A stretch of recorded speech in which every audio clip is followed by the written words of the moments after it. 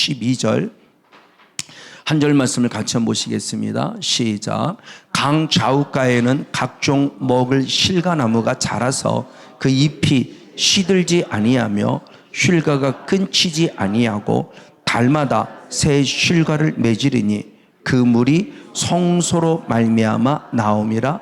그 실과는 먹을 만하고 그 잎사귀는 약재료가 되리라. 아멘. 네, 오늘은 열매론의 18번째 시간을 한번 가져보길 원합니다. 계속 많이 강조하는 기독교의 근본이라는 부분을 계속 많이 강조를 합니다. 기독교의 근본은 믿음으로 말미암아 반드시 무엇을 얻는다? 구원. 특별히 베드로전서 1장 9절의 말씀에 영혼의 구원이라고 그랬어요. 믿음의 결국은 영혼의 구원이라. 그랬을 때 그 믿음이 누굴 믿냐? 예수 그리스도를 믿는다. 그럼 예수 그리스도를 믿음에 대한 표현이 어떻게 되냐? 입으로 주를 무엇한다? 시인한다. 그리고 마음으로 하나님께서 나를 위해 죽으셨고 다시 살리신 예수 그리스도, 나를 위해 죽으셨고 나를 위해 살아나신 예수를 믿음으로 말미암아 구원을 얻는다. 그럼 왜 나를 위해 죽으셨냐에 대한 부분은 로마서 4장 25절의 말씀에 나의 죄 때문에 죽으셨고 나를 위해 살아나시는 나를 의롭게 하기 위해서 살아나셨다. 그래서 우리는 부활의 신앙까지 확실한 믿음을 가져야 돼요. 까딱 잘못하면 십자가의 신앙에 머무르기가 쉬워요. 십자가의 신앙이 틀린 건 아닌데 십자가의 신앙은 죄의 문제가 해결되었으면 우리가 의롭다 인침받으려면 주님의 부활의 신앙까지 믿어져야, 나를 위해 살아나셔서 믿어져야 의롭다라고 주님이 인해주신다고 그랬어요. 맞아요. 근데 이 모든 것들도 근데 우리가 깨달을 것은 이 믿음이 내가 믿은 것이 아니라 이 믿음마저 하나님의 무엇이다? 은혜. 이걸 잊지 말자. 저도 잊지 말고 우리 모두가 다 같이 잊지 말자. 이거 잊어버리면 내가가 나와요.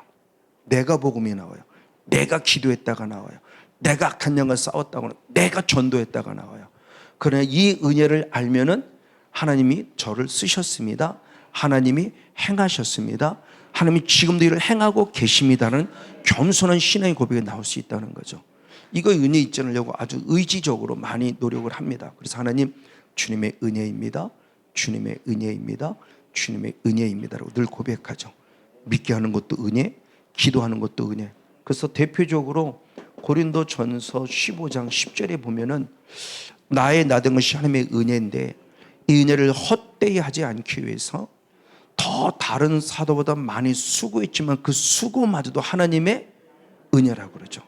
이 말씀에 대한 것이 이제 레마로 다가오면서 저 자신을 쳐서 복종시키는 말씀이기도 해요. 아, 이게 하나님의 은혜구나. 그럼 은혜를 은혜로 끝내야 되냐? 아니다. 은혜가 너무 귀하기 때문에 방금 고백대로 절대 하나님의 은혜를 헛되게 할 수 없어요. 그래서 고린도서 6장 1절 말씀에도 하나님의 은혜를 헛되게 하지 말라고 그랬으니 그 은혜를 헛되게 하지 않기 위해서는 더 어떻게 되느냐? 라고 하는 모습이 있을 때 그것이 바로 로마서 10장 10절의 말씀이죠. 계속 이어져야 되는 겁니다. 로마서 10장 10절의 말씀을 통해서 보면은 계속해서 입으로 주를 시인하고 마음으로 나를 위해 죽고 사는 것을 마음으로 믿으면 드디어 무엇인데 구원에 무엇한다? 이른다라는 이르는 신앙에 대한 부분의 모습을 우리가 많이 염두에 둔다. 이걸 교리적으로 말하면 장로교는 성화가 되라, 성결교는 성결. 저는 성결교 목사지만 성결교에서 성결이라는 단어가 사라진 지 오래됐어요. 부인할 수 없어요. 특별히 저희 동기 가운데 저는 신학과고 기독교학과를 졸업한 친구가 나중에 가서 이 은혜 이곳에 와서 기쁨 에서 간 친구를 만났어요. 근데 그 친구가 신학교를 졸업하자마자 일본으로 일본 선교사 3일 일본으로 건너가서 일본의 성결 신학을 다시 다녔대요. 근데 일본의 성결 신학은 철저하게 성결을 강조한대요.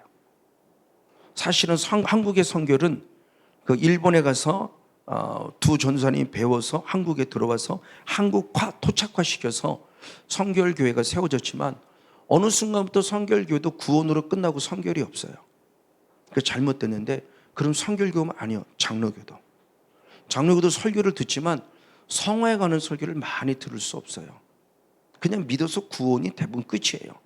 근데 부족하지만 성경을 통해서 더구나 주님을 인격적으로 만나고 나서는 정말 그렇지 않다는 부분을 더더욱 많이 제가 느끼게 됩니다. 아, 그렇구나.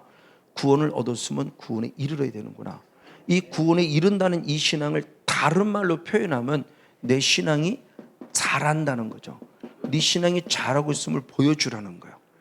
어린아이 신앙에 머무르지 말고 청년의 신앙에 자라고, 그리고 아비의 신앙까지 자라고 있음을 보여주는 신앙이에요. 그 보여주는 신앙에 대한 대표적인 모습이 베드로전서 2장 2절의 말씀에 1장 23절은 말씀으로 거듭났어요. 그러면 더 말씀을 못해 사모해야 돼요. 갓난 아이들같이 신령하고 순전한 젖을 사모하라. 이유는 하나입니다. 구원에 이르도록 못하기입니다. 자라기 위함이에요. 구원에 이르러야 돼요. 자라야 돼요. 그러니까 베드로서 1장 23절로 끝나는 게 아니에요. 베드로서 1장 23절로 거듭났으면 계속해서 구원에 이르도록 자라야 돼요. 그래서 말씀을 더 많이 사모해야 돼요. 성건용 목사도 여러분 더 많이 사모해야 돼요. 끊임없이 지금으로서는 다 읽는 것밖에 없어요. 저도 끊임없이 읽어요. 그리고 끊임없이 또 듣고요. 저는 듣는 것에 대한 것도 좀 약간 저는 읽는 게, 저로 유튜브도 듣지만 유튜브 듣는 것도 책을 보는 게 저는 더 좋더라고요. 그래서 저는 더 많이 또 다른 책도 봅니다만 어쨌든 읽어야 돼요. 그리고 들어야 돼요. 계속적으로. 그리고 이 부분의 모습을 베드로가 또 말했을 때 베드로 후서 3장 18절에서는 그렇게 표현했어요. 그리스도를 아는 지식에 더욱 못하라 자라가라. 그러니까 구원받은 게 결국 뭐냐? 믿음이 결국 주님을 아는 것이니까 구원에 이르도록 자라는 건 그리스도를 더 아는 것에 자라가는 것이다. 근데 이 그리스도를 안다는 지식이 단순히 그노시스라는 지식이 아니라 기노스코라는 경험에 의한 지식을 말하겠다는 것을 또한 반면에 말씀드리기도 하고요. 그리고 바울 역시도 계속해서 구원에 이르도록 자라는 것을 많이 강조를 했고요. 그래서 우리들의 신앙이 끊임없이 자라야 돼요. 그럼 자란다는 신앙을 다른 말로 표현하면, 내가 신앙이 자란다는 말을 다른 말로 표현하면 골로새 1장 6절이나 10절을 보면 이 사람이 뭐냐? 열매를 맺는다라는 거예요. 근데 열매를 맺어도 열매 자체도 열매가 다 완벽하게 된 건 아니에요. 열매를 맺어 계속 무엇한다? 자라야 된다는 것을 골로새 1장 6절하고 10절은 말해줘요. 그 열매를 맺어라가 아니에요. 열매를 맺어서 계속 열매 가운데 자라야 돼요. 그분의 모습을 지금 계속 강조하고 있죠. 그렇죠? 대추를 보면 대추가 지금 작아요. 그리고 나중에 커져요. 커졌다고 다 맛있는 게 아니죠. 그것이 또 빨갛게 익어야 되죠.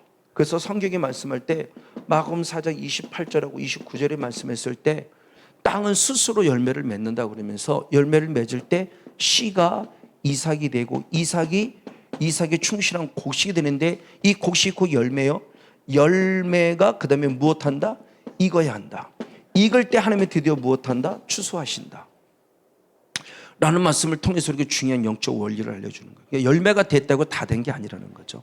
우리가 그것을 알아야 돼요. 그러면 우리가 열매를 자란다, 즉 신앙이 자란다는 것은 결국 열매를 맺는다는 건데, 열매를 맺을 이유는 뭐냐라고 했을 때 마태복음 7장 20절의 말씀에 보면 열매를 맺어야 하나님이 나를 무엇한다? 아신다는 거예요. 자, 마태복음 7장 20절의 말씀에 보면은 주님께서 우리가 맺은 열매를 보고 그때 나를 무엇한다? 아신다라는 거예요. 그러니까 성건용 목사가 하나님의 은혜를 얘를 입었는데 입고서 지금 15년 동안 왔는데 자꾸 제가 삐딱선을 타요. 그러니까 0으로 시작했다 6으로 맞춰요. 자꾸 교회 부흥만을 추구하는 목회를 하고 사람 수가 많기만을 원하는 목회를 하면서 다른 교소를 뺏어서 우리 교회 채웠어요. 그리고 나는 분명히 나는 사람들 앞에 나 교회 부흥돼서 자랑을 해도 모르지만 본질을 보시는 하나님은 나를 절대 좋은 열매라고 생각하지 않죠. 왜? 열매를 보는데 열매는 수없이 말씀하길 눈에 보이는 열매가 아니라 그 눈에 보이지 않는 그 본질을 보시는 하나님이라는 것. 이걸 잊지 말아라. 그래서 행함이 없는 믿음은 죽은 믿음이라는 것은 우린 자꾸 행위 자체에 초점을 맞추는데 주어를 맞추는데 주님의 관점은 행위가 주어가 아니에요. 죽은 믿음이 주어예요. 너는 죽었기 때문에 행함이 없는 거야 이거예요. 이걸 본다는 걸 늘 잊지 말아라. 그러니까 행위 자체를 강조한다? 그럼 바리새인 될 수 있어요. 얼마든지 외식할 수 있어요. 그리고 우리 눈은 속아요. 여러분들이 송 목사에게 속을 수 있다는 겁니다. 와, 송 목사는 정말 그런가 봐 하고 다 속아요. 근데 여러분은 저한테 속을 수도 하나님은 저한테 속지 않으시죠. 또 본질을 두려워하고 본질을 무서워해야 돼요. 내 속 사람을 본단 말이에요. 아무리 능력 많이 나타나도 제가 여전히 성질 부리고 있고, 제가 집사람 예를 들어서 맨날 때리고 한다, 폭력한다, 언어 폭력하고 육적인 폭력을 한다, 그럼 저는 절대 정상적이지 않아요. 하나님 볼 때는 저는 아웃이에요. 성목사 요놈 봐라, 여기 내가 이쁘다 그러고 귀엽다는 거, 이게 정말 뭣도 모르고 막 뛰는 거 똑같은 거죠. 그래서 옛날에 저희가 신학기 때 찬양사역 했을 때 극동방송 기독병설 많이 갔었어요. 갔을 때 극동방송에서 가정상담하는 현모모 목사님이 계세요. 현모모 목사님이. 그러니까 벌써 한 30년, 40년 전 얘기죠. 현모모 목사님이 계셨는데 어느 날부터 안 보여요. 그래서 부장님한테 여쭤봤어요. 왜 그 목사님이 안 보여? 그랬더니 가정사역한다는 목사님이 사모님이 안 된다고 때렸대요. 그래서 폭행했다는 것 때문에 아웃됐어요. 6도 아웃돼요. 6도. 그럼 영적으로 당연히 아웃돼요. 그렇게 가정사역하면서 남의 가정은 잘 살릴지 못하면 막상 내 가정은 못 살렸잖아요.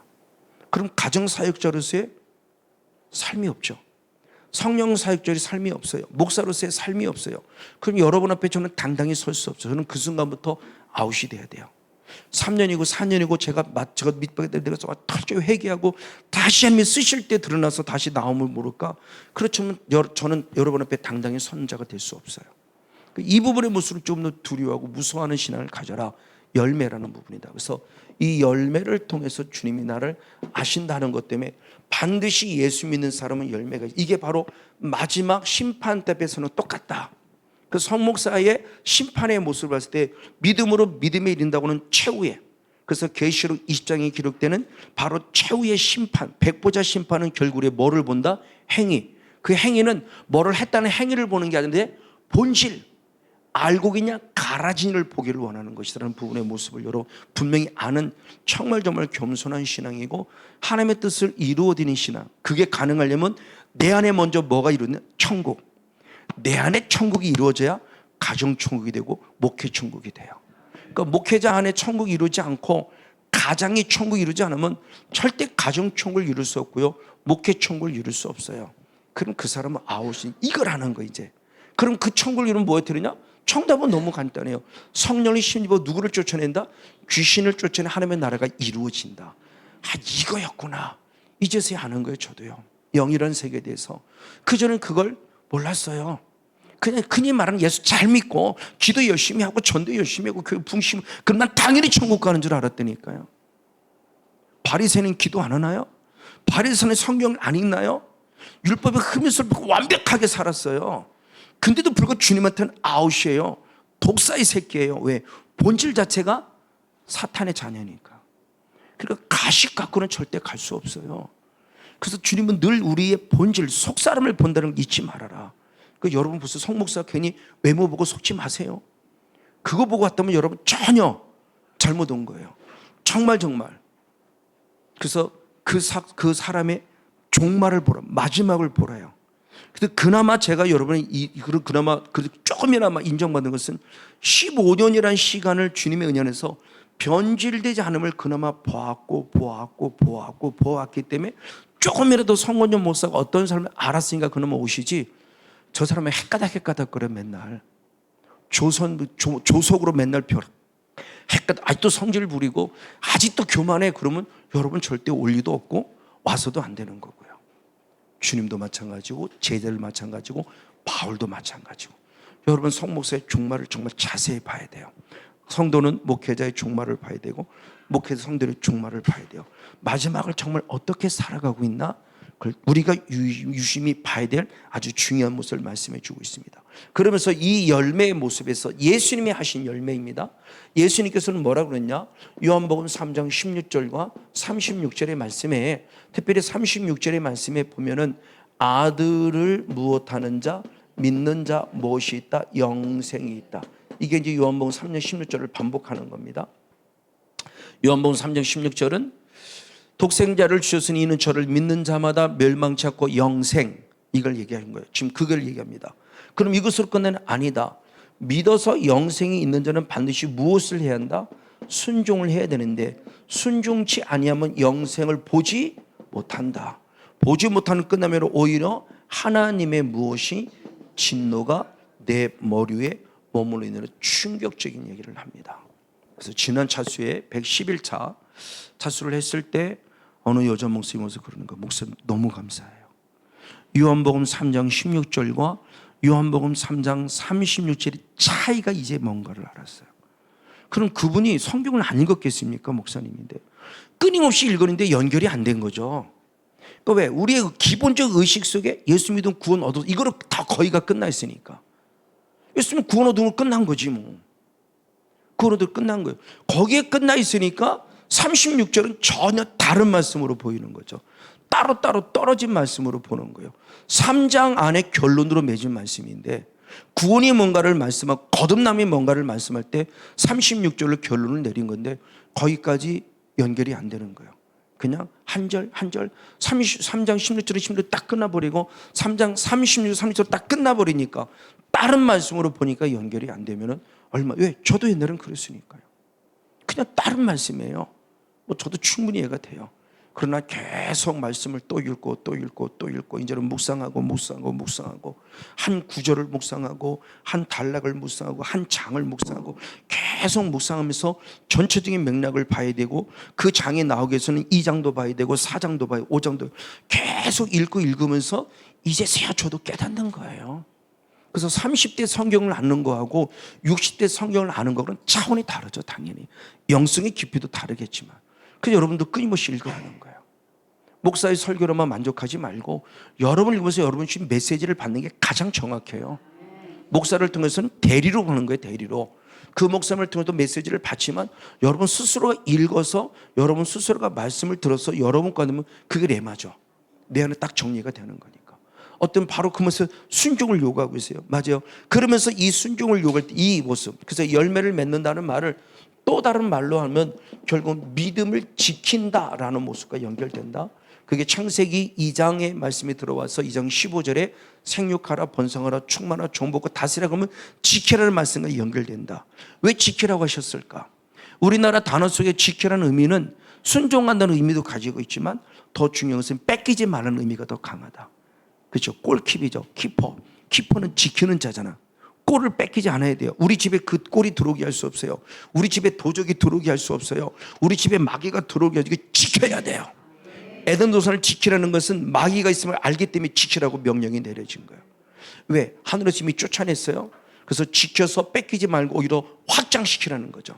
사탄 나라를 멸망시켜서 하나님 나라를 내 나라를 확장시키라. 에덴 동산가 확장이 돼야 돼요. 하나님 나라가 확장이 돼야 돼요. 그걸 지금 말씀하는 속에 지키라고 할 때 그 지킨다는 말씀, 그 지킨다는 말씀의 첫 번째로 순종이란다면 두 번째는 계시록의 말씀입니다. 계시록 한번 14장 12절 말씀, 믿음을 지킨다고 표현했을 때 지킨다는 말씀을 다른 말로 표현하면 또 뭔가? 첫 번째 순종이 믿음을 지키는 요소를 한다면 계시록 14장 12절 말씀, 네, 같이 한번 읽어보겠습니다. 시작. 성도들의 인내가 여기 있나니 저는 하나님의 계명과 예수의 믿음을 지키는 것. 자, 하나님의 계명을 못했다, 지켰다. 그리고 마지막에 중요했어요. 예수를 믿는 믿음을 무엇했다? 지켰다. 말씀을 지켰고 믿음을 지킨 거예요. 이게 성도들이 우리가 마지막 살아가야 될 무엇이다? 인내를 통해서. 저도 11년간을 인내했어요. 참고 견뎠어요. 그러니까 계시록의 신앙은 마지막 인내예요. 그래서 계시록을 축약한 게 마태복음 24장이죠. 그래서 마태복음 24장을 복음서의 계시라고 그럴 때 마태복음 24장 13절의 말씀에 끝까지 견디는 자가 구원을 얻는다는 거예요. 속된 말로 표현하면 견뎌야 돼요. 이제는 악한 영에 건드려 흔들어 견뎌야 되고요. 하나님의 나를 시험하고 테스트 견뎌야 돼요. 그래서 옳다 인정받아야 돼요. 그때까지가 믿음을 지키는 영성인데 바로 이것이 인내라는 걸 나타내는데, 그럼 이렇게 하나님의 계명을 지키고 믿음을 지킨 대표적인 교회가 필라델비아 교회예요. 그래서 계시록 3장 8절의 말씀을 보면은 하번질 위의 말씀에 보면 능력은 작아요. 능력은 작음에도 불구하고 되는 중요해요. 말씀을 못했다, 지켰다.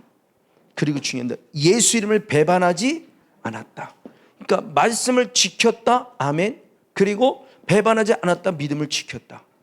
그러니까 대표적으로 계시록의 7장과 계시록의 14장은 14만 4천 명을 말하는 장 가운데 7장과 14장의 차이를 조금 둔다 한다면 14장에서는 인내가 많이 강조되는 거예요. 그런 대표적인 교회가 필라델비아 교회예요. 그리고 또 다른 말은 서문학 교회고요. 그러니까 앞으로 나가겠지만 결국 14만 4천 명을 얘기하는데 성경에서 말씀할 때 이 부분의 모습을 신천지가 말하는 부분, 좀 교단마다 차이는 있지만 저는 그렇게 봅니다. 어떤 사람이 14만 4천 명을 이스라엘 12족속을 얘기했기 때문에 12지파를 때문에 이스라엘 백성이다 라고 말도 해요. 저도 완벽하게 틀렸다고는 말하지만 저는 좀 더 큰 폭으로 보고 싶은데 왜? 성경적 관점 안에서. 그러면 결국 계시록 14장도 14만 4천 명을 얘기하고 있는 중인데 저 흰옷 입은 무리, 저 고난 속에서 인내하는 자들의 모습, 그들 속에 얘기했을 때 이 교회는, 대표적인 교회는 마지막에는 7개 교회가 있는데 7개 교회 가운데 유일하게 서문학 교회와 빌라델비아 교회만 칭찬받아요. 그럼 이들이 14만 4천 명에 속한 대표적인 케이스라는 것을 저는 100% 믿고 있는 거죠. 그럼 마지막 우리 교회는 서문학 교회가 돼야 되고 빌라델비아 교회가 돼야 돼요. 그럼 서문학 교회가 우리 육으로 볼 때 부흥한 교회입니까? 아니요, 맨날 찌질하게 고생하는 목사님이에요. 맨날 지하에서 등 따쓰고 배불러서 몇천 명 되고 몇백 명 되고 호화 빌라에서 살고 좋은 차 끌고 그런 목사님이 아니라니까요. 빌라에서 맨날 사탄에 공격당하면서 끝까지 믿음 지키는 교회예요. 무조건 교회가 부흥됐다는 게 잘못되는 교회가 아니라 잘못될 가능성들이 커요. 4대 교회화되고 나중에 라오디게 교회화되고요. 어떤 사람은 7개를 시간 순서적으로 해석하는 사람도 있어요. 근데 저는 꼭 순서대로 해석하고 싶지는 않아요. 그래서 마지막 때는 4대 교회와 빌라델비아 다 구원자가 거의 없을 것이라고 말하는 사람도 없지 않아 있는데 저는 그렇게 순서적으로 보고 싶지는 않고 어쨌든 계시록 시대 마지막 시대는 7개 교회다. 그럼 7교회 어떤 교회에 속할 것이냐는 거죠. 제 관점은.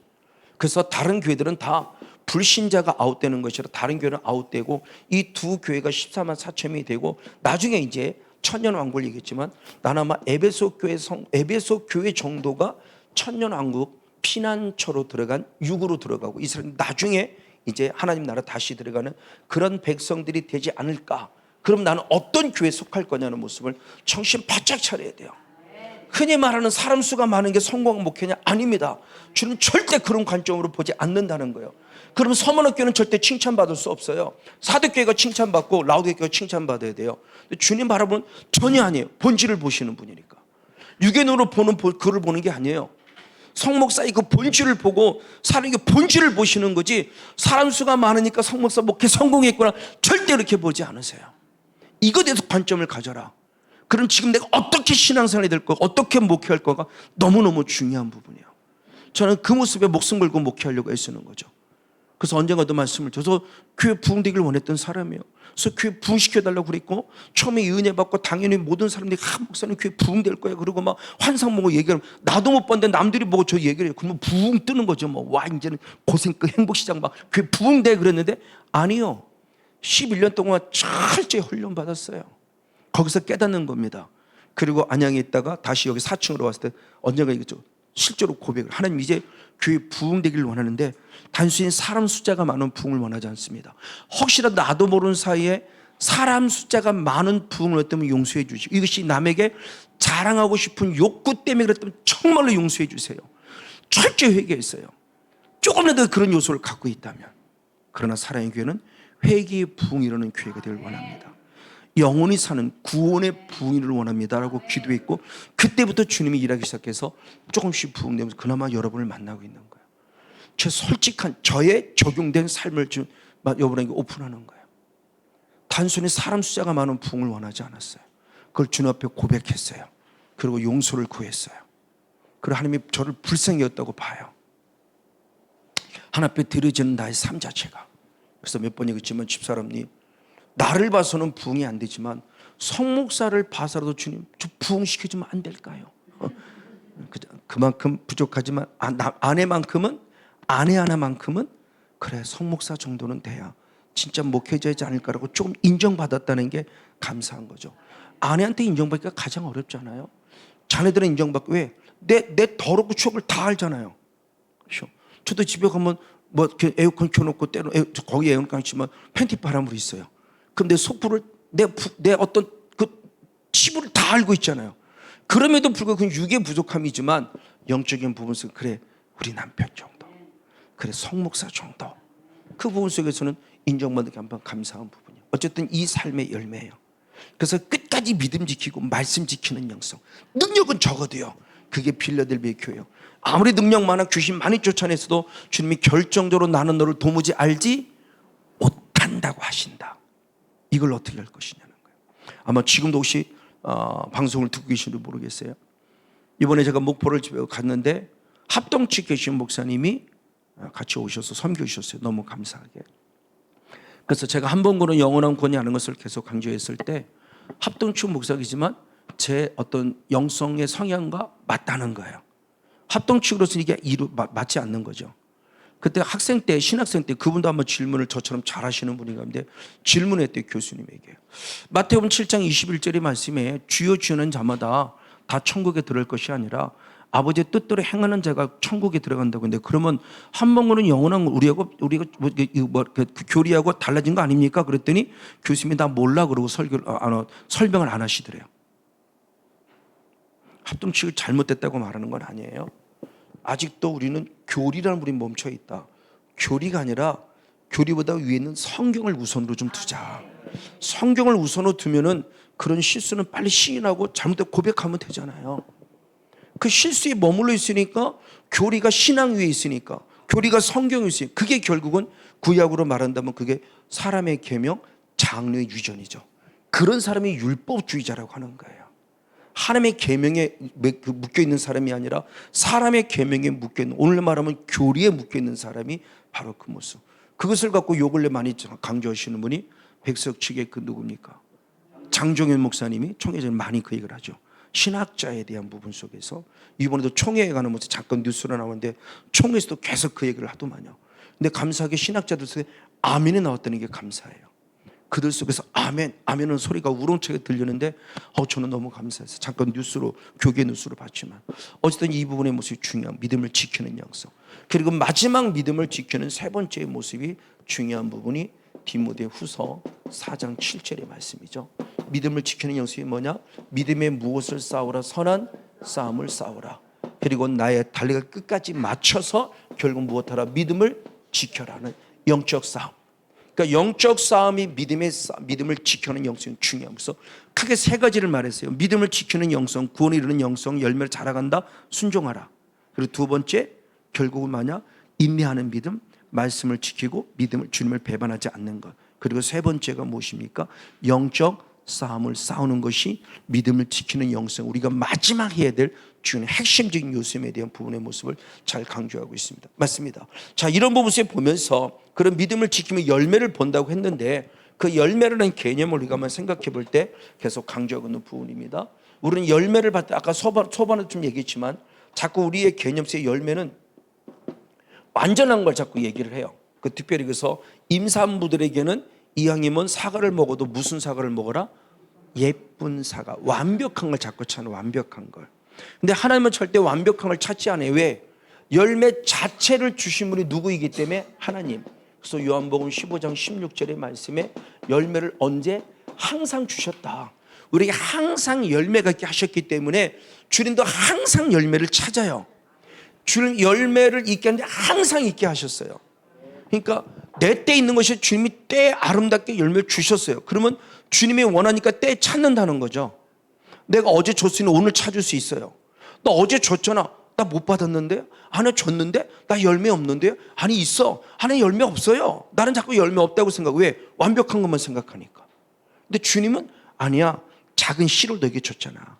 대추 알마도 작은 거 줬잖아. 그것도 내가 원하는 열매라는 거죠. 그걸 봤을 때 주님께서 마가복음 11장 13절의 말씀에 마지막 유월절을 앞두고 예루살렘 성에 들어갔다 나왔다 들어갔다 나왔다 하는 그 사이에 있어서 한 무화과 나무를 보았고, 무화과 나무에 뭐가 많았다? 가지가 풍성했다. 당연히 주님은 무엇이 있을 것이다? 열매가 있을 걸 생각을 했는데 열매가 없으니까 저주를 해요. 근데 저주하는데 이런 말씀이 들어가요. 14절 마지막의 말씀이 무화과의 뭐가 아니다? 때가 아니다라고 하니까 이게 이제 우리가 헷갈려 버리는 거야. 저는 정말 헷갈렸어요. 이 설교를 못 하는 거죠. 그때는 싹 돌아서 마태복음으로 싹 설교를 해요. 왜 마가복음 갖고 해석이 안 되니까. 때가 다행스러운 것은 우리 성도님이 이거 때가 뭐냐고 안 물어본 게 감사하지. 물어봤으면 나도 할 말이 없어요. 어떻게 답할는지 몰라요. 근데 이제는 안다는 거죠. 이제는 주석에는 있어요. 주석에는 어떻게 되냐? 뭐 파괴란 이런 단어는 없고 뭐 첫 번째 열매를 따면 뭐 두 번째 뭐 다섯 번 이 정도 얘기는 있는데 좀 더 구체로 되어 있지 않은 것을 류무세 목사님이 저는 참 잘했다고 생각해요. 이스라엘 오랜 동안 선교사님이 계시면서 그들의 풍습을 알았기 때문에 열린다 성경에서 여러분들이 읽어보라는 겁니다. 열린다 성경 유무세 목사님에서 열린다 성경 읽어보면 답이 잘 나와 있어요. 그분은 그 이스라엘의 어떤 성향, 풍습, 절기 모든 걸 다 구체로 잘 기록되어 있기 때문에 거기에 보니까 구체적으로 자 우리가 생각하는 무화과 다른 거예요. 그러니까 이게 이스라엘의 정서가 우리 안에 있어요. 이스라엘의 성향이 내 안에 있어야 돼요. 한국의 성향은 이해가 안 돼요. 이스라엘의 성향, 이스라엘의 날씨 이런 것들이 적용이 되자 이게 빨리 이해가 되는데 무화과의 나무가 있기 때문에 당연히 열매가 있으라 생각했던 이 열매는 자기들이 그 이스라엘 사람들이 말하는 원어는 파괴라는 단어를 쓰고요. 무화과의 때가 아니라고 할 때 이 무화과의 때라고 하는 것은 테에나라는 열매를 써요. 그걸 잘 설명한 게 아가서 2장 13절에도 구약에 잘 기록되어 있어요. 즉 주님은 실향했기 때문에 배가 고프기 때문에 나무에 무엇은 열매 파괴 열매가 있을까요? 가서 봤는데 파괴 열매가 없어요. 파괴 열매 없어요. 저주를 받는데 그러면서 무화과 때는 그러니까 아직은 태어나 때는 아니다. 그러나 나는 뭐를 찾는다? 파괴를 찾는다. 그러니까 누가 생각만큼 완벽하진 않아요. 성목사가 완벽하진 않지만 나는 이거라도 줬어. 이거라도 찾는 거예요. 그러니까 이거를 드려야 된다는 거죠. 찾을 때 하나님 나 지금 이만큼 안 됐는데 그러니까 하나 주고 하나를 찾는데 둘이 안 됐단 말이에요. 둘을 줘놓고 뭘 찾아야지. 아니요. 둘 되기 전에 하나를 줬으면 하나부터 먼저 드릴 때 그게 둘이 되는 거고 둘을 드렸으니 작은 일에 충성했네. 그리고 다섯이 되는 거고 다섯을 드렸더니 또 열이 되는 거고 하나님의 하나씩 태어나 열매를 풍성케 해주시는 건데 자꾸 나는 최소 못해 둘은 주셔야 이걸 찾으니까 그러니까 못해요 그러다 큰 코 다친다. 그러면 있는 것마저 뺏는다. 빼서 누구한테 준다? 있는 자에게 준다. 없는 자에게 주면 얼마나 좋아요. 그래서 교회가 부흥되는 목사님들은 계속 주님이 부흥시켜 주시는 왜? 작은 것을 드렸구나. 그 파괴를 드리니까 조금 더 태어나러 또 폐기를 드리니까 또 태어나러. 그럼 둘의 입장에서는 내 입장에서는 태어나지만 하나님 입장에서는 둘도 역시 지극히 작은 일에 충성한 파괴예요. 그걸 드릴 때 다섯을 또 주신 거죠. 그러니까 하나님의 관점이 이런 관점이었구나. 그래서 저는 제게 주어진 시간만큼은 철저히 왜 내게 이런 시간이 안 오나 그게 아니라 이 시간 주어서 그러면 철저히 기쁨에서 제게 혹시 간증할 시간 저는 간증을 잘 못해요. 그러니까 말주변이 없어서 간증은 집사람이 잘해요. 그래서 간증하면 조회수가 집사람이 훨씬 더 많아요. 나는 그냥 설교하는 목사일 뿐이에요. 난 설교하라면 좀 하지만 간증하는 못해요. 이게 말주변도 없고 앞뒤로 어떻게 할지 모르겠고 이거 쓰려고도 안 돼요. 근데 설교하라면 그래도 그나마 써지는데 어떤 그런 부분 속에 선다면 목숨 걸고 하죠. 그 시간만큼은. 그러나 그 시간이 할 때는 다른 분의 시간도 그것을 또 은혜를 받고 그러니까 제 성향 자체가 그런 참 좋은 성향을 주었다고 생각해요. 나의 이 시간만큼 드려야 돼요. 이 시간만큼 하나님이 내게 주신 최고의 시간이에요. 왜? 작지만 주님 볼 땐 그것을 최고의 극상품으로 주셨다고 그랬죠. 이사야 5장 2절 말씀에 작은데 최고의 극상품을 주셨으니 최고의 열매를 맺도록 나 자신의 삶을 드려야 되죠. 하나님이 이걸 보시는 거예요. 그래서 작지만 작은 것 속에 주님이 주시는 은혜를 통해서 하나님의 열매를 맺어가는 그 뜻을 바라보게 됩니다. 그래서 마태복음 25장 21절의 말씀에 5달란트 마찬가지, 2달란트 마찬가지죠. 지극히 작은 일에 무엇했다? 충성. 작은 일. 저 작은 일은 우리가 좀 의미를 생각하면 네가 파괴에 충성했으면 내가 많은 것 태어나로 내 줄게. 작은 파괴 5달란트도 1달란트 똑같다고 그랬어요. 그러니까 5 받을 만한 데가 5이기 때문에 우리는 5을 크게 보지만 그 사람은 5을 받을 만한 자기 때문에 받은 거기 때문에 그 사람의 믿음의 분량에 맞게 하나로 인정하는 거예요.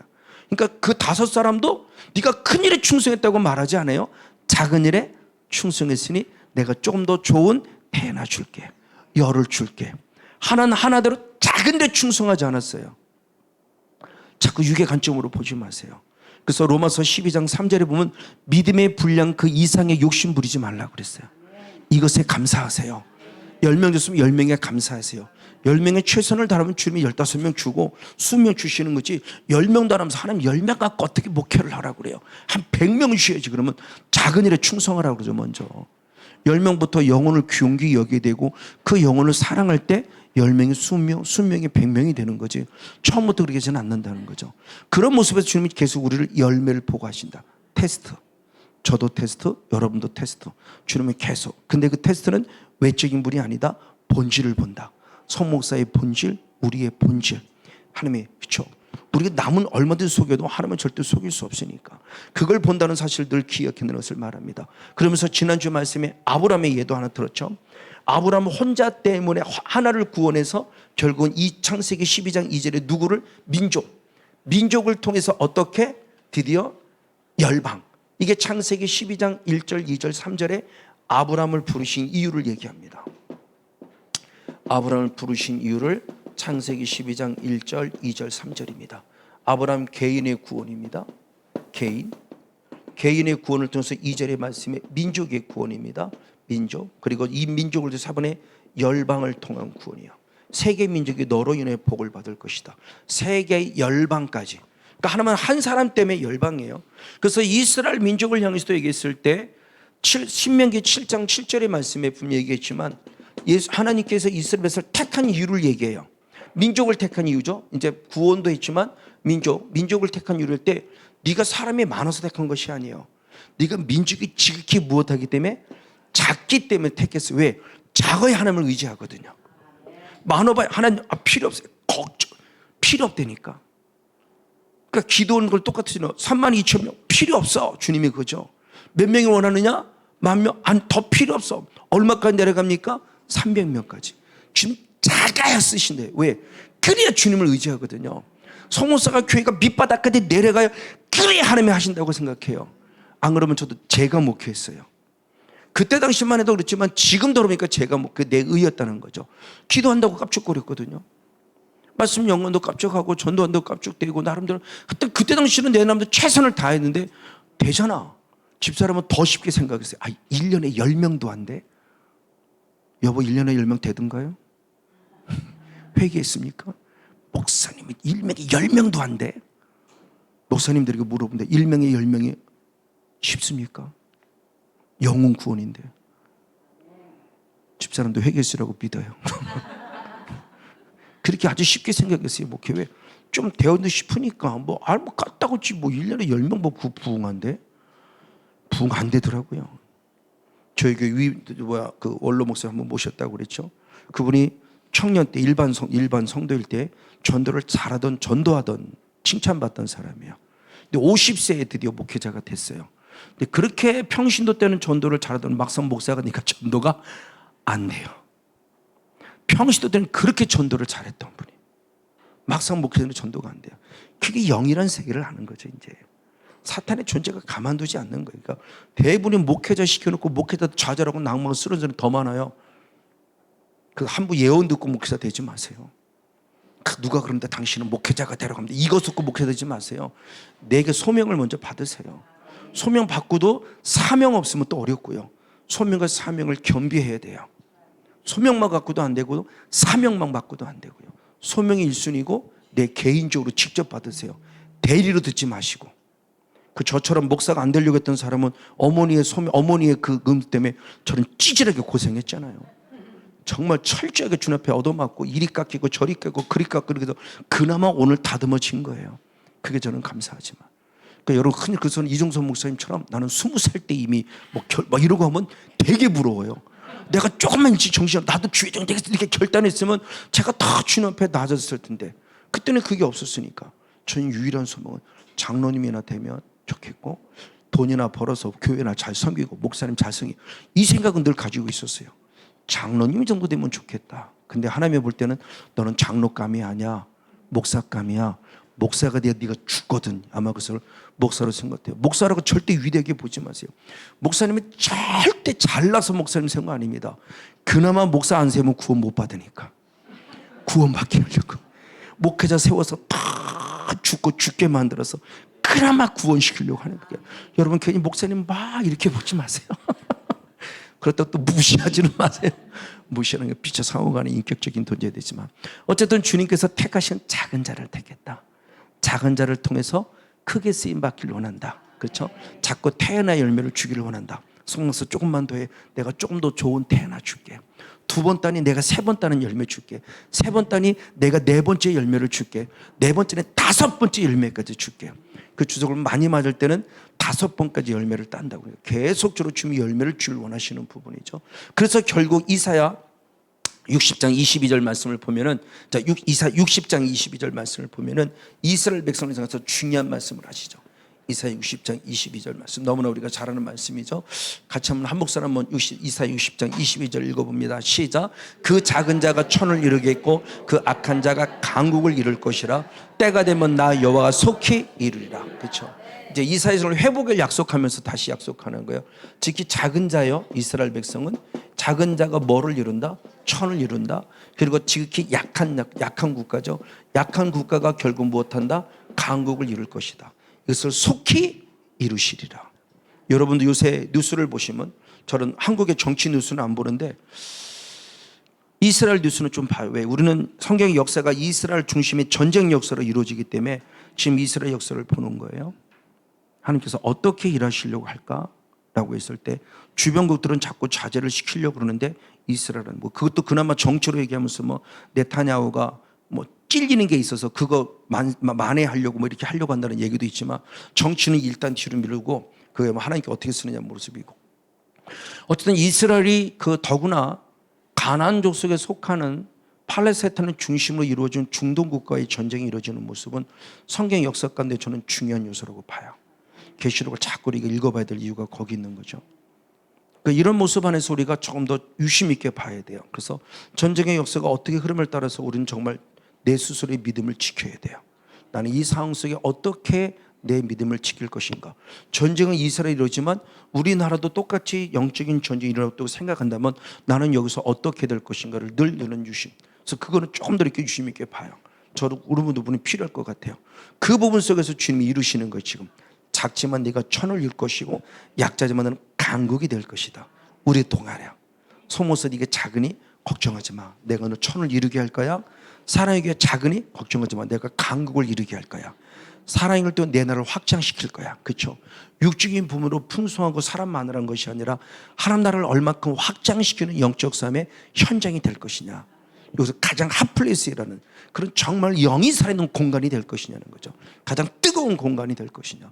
그것을 주님이 말씀하고 있어요. 그리고 예수님께도 친히 말씀할 때 예수님 혼자가 결국 12, 12이 70, 70이 120, 120이 3천, 5천 허다한 무리.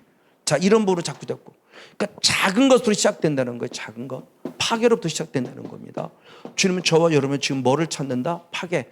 작은 걸 찾는다. 그게 시간이든 마음이든 물질이든 목숨이든 뭐든. 그래서 신약 성경에서는 영과 진리로 예배하라요. 그걸 구약에서 말할 때는 신명기 6장 6절에 때 마음을 다하고 목숨을 다하고 힘을 다하여. 그러니까 영과 진리 안에 속한 내 표현이 어떻게 되느냐는 거죠. 본질은 영과 진리예요. 말씀 안에서. 그것이 표현되는 것이 마음을 다하고 목숨을 다하고 힘을 다하고 성품을 다하는 거예요. 그러니까 성령의 통치를 받는데 마음이 없어요. 그럼 그 사람은 가짜잖아요. 성령의 통치를 받는 당연히 성령의 마음이 이끌리는 성령 안의 역사를 나타내니 뜨겁게 기도할 수밖에 없고 뜨겁게 찬양할 수, 뜨겁게 말씀 안에 있을 수밖에 없고요. 제발 부르짖으라고 해도 나는 성향이 그래요. 그거 하나님이 주신 성향 아니라니까요. 오늘 모르겠는데 우리 권사님이 그 얘기를 하잖아요. 권사님은 처음에 은혜 받고 40분을 손 얹었어요. 믿음 안에서 떠나가 빨리 나와. 까불지 마. 나와. 까딱을 안 해요. 하나님 여쭤보면 하나님 왜 안 돼요? 자꾸 여쭤보면 주님의 음성은 선명히 들려요. 부르짖으라고 그래라. 그때는 집사님 하나님이 좀 부르짖으래. 그 권사님 성향 자체가 좀 조용해요. 그리고 환경 자체가 이렇게 남편에게 아픔을 겪고는 그래서 이렇게 눌려 사는 모습이 이렇게 좀 조용하고 이렇게 좀 소심하고 이런 성향이 있으니까 자기 자체를 탁 표현하지 못해요. 그때는 부르짖으라 그랬더니 주여, 그거 말고요. 부르짖으라니까. 주여, 그거 말고요. 한 5번에 6번에 그때 그러니까 주여하고 빵 터지 그 주여가 딱 어느 하이클에서 올라가니까 나도 모르게 콜록하고 나오기 시작한 거예요. 그러니까 주님이 정말 뭐를 원하는 거라는 거죠. 그러니까 사탄의 존재가 계속 부르지 못하고, 왜? 자기 성향화 시킨 거야. 그러니까 마귀의 성향이 내 성향인 것처럼 돼버린 거예요. 상처받은 성향 절대 하나님의 성향 아닙니다. 마귀의 성향이에요. 그걸 자꾸 표현해서 나는 이래라고 하지 마세요. 그거 잘라내고 제거시키고 하나님의 성향으로 채우셔야 돼요. 그래 하나님이 일하신다는 거죠. 상처받는 거 말해서 토해내는 건 좋아요. 근데 그 상처를 내 것으로 만들어서 나는 이런 상처보다 맨날 상처에 젖어 있으면 그 사람은 상처에 매여 있는 거, 쏠타이죠. 그게 혼에 매여 있는 거예요. 상처에 스스로 매여 있는 거예요. 그럼 못 벗어나요. 빨리 주님으로도 벗어나야 되는 거예요. 어쨌든 그런 모습을 통해 자꾸 자라가는 모습인데, 이 작은 것을 통해서 일하실 때 이분들의 공통점이 결국 뭐냐? 사도행전 1장 8절이죠. 공통점은 뭐냐? 너에게 뭐가 임하시면? 성령이 임하시면 너희가 뭐를 받는다? 권능을 받는다. 그래서 나중에는 예루살렘 온 유대 사마리아 땅끝, 어디까지? 땅끝까지. 작은 시작은 예루살렘 시작지만 나중엔 땅끝까지 복음을 전하는 증인이 된다고 그래요. 그들의 공통점이 다 뭐를 받았다? 성령. 구약은 구약대로 바로 선지자, 제사장, 그리고 왕이 누구를 받았다? 성령. 그리스도, 성령 받았어요. 그래서 그들도 이래서 사사도 성령 받고 이랬으니까 구약에는 특별한 사람들에게 성령을 주신 거예요. 근데 요엘 선지자를 통해서 드디어 요엘서 2장 28절, 이제는 모든 육체의 뭐를? 성령. 그게 신약에 이루어진 거죠. 이제는 특별한 사람에게만 아니라 모든 사람에게. 성경에 목사에게만 성령 준다고 그랬으면 목사에게 성령 드리는데 지금은 아니요. 모든 사람에게. 믿는 자에게 이런 능력이 따르니 목사에게만 따른다고 그런 게 아니에요. 목회자면 이런 데 따른다는 게 엄마도 할 수 있고 할머니도 할 수 있어요. 아빠도 할 수 있고요. 아들, 딸도 할 수 있고요. 손주도 할 수 있고요. 손주가 할머니의 기도면 할머니도 할 수 있죠. 왜? 믿는 자에게 한다고 했으니까. 목회자에게만 하는 게 아니에요. 뭐 금식 기도를 40일을 4번 한 사람은 아니에요. 금식도 한 번도 안 했어도 예수를 나의 구원자로 믿는 믿음 안에 있으면 주님 능력 주신다고 하는 거죠. 그럼 우리는 그걸 사용하는 거예요. 제가 수없이. 그럼 왜 안 해? 우리는 왜 맨날 말씀에 반대로 해를 당하지 않는다고? 왜 해를 당했지? 결론 하나입니다. 싸우지 않아서예요. 왜 그거 싸우라고 했거든요. 뱀과 전갈을 밟을 권세를 주었으니.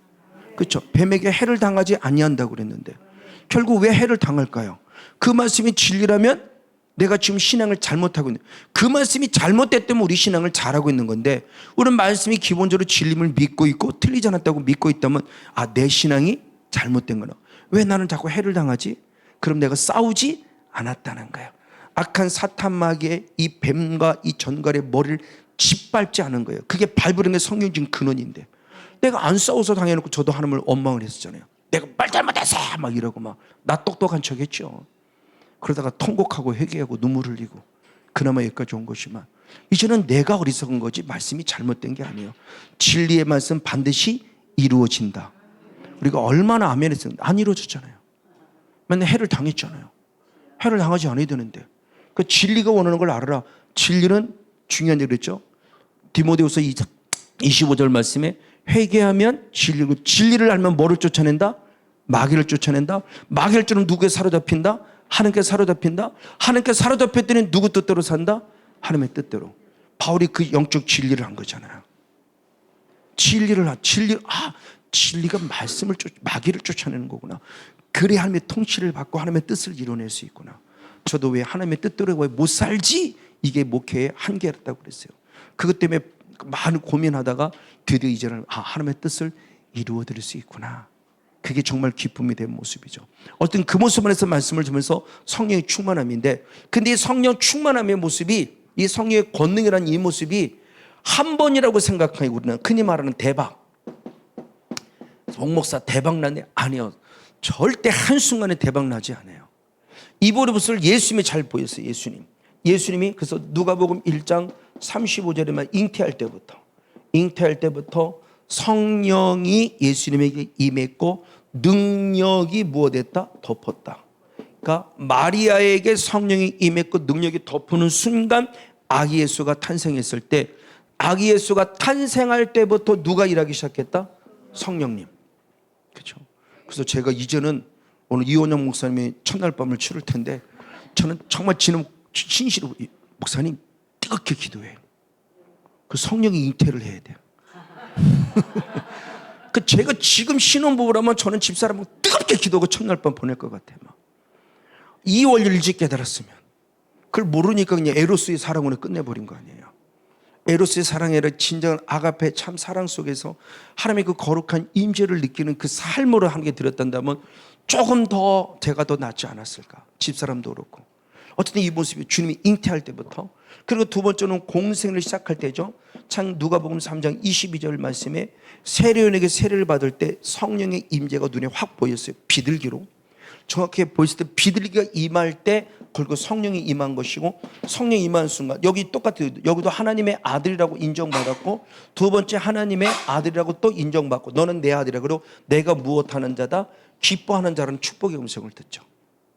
자, 공생이 시작할 때도 예수님은 또 받았어요. 성령의 임재를 또 받았어요. 그리고 세 번째로 누가복음 4장 1절의 말씀에 요단강에서 돌아오기 전에 이미 성령이 무엇하셨고 충만하셨고, 성령의 무엇을 받았고 이끌림을 받았고, 4장 10절의 말씀에 성령의 무엇으로 일하셨다? 권능으로. 듀나미스. 자, 하나님의 아들 예수님도, 그리스도인 예수님도 한 번 성령 받았다가 아니에요. 시작부터 이미 성령으로 잉태됐고, 성령의 능력이 임했고, 성령에 충만해졌고, 성령의 이끌림 받았고, 성령의 권능으로 일하셨어요. 단계가 있었다는 거고 과정이 있었다는 거예요. 그러니까 한 방에 이루어지는 대박이 아니라는 거예요.